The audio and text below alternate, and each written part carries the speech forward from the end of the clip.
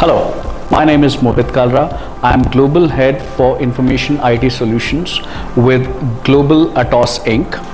And the session today with GIBS was focused on how AI is revolutionizing the industry, what is the growth potential for candidates in future, and how they should look up to AI as an ample of opportunities or wealth of information,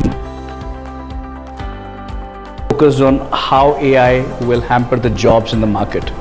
Because end of the day, it's human who will drive AI, and how we humans can actually embark upon the technology and ensure it is used for the benefit of humankind and human race.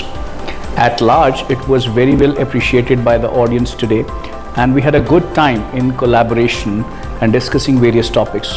It was very brief and detailed discussions on various topics which will help the students to foresee their future in how they can grow in AI industry.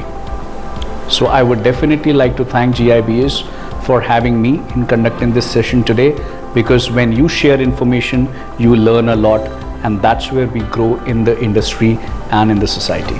Thank you.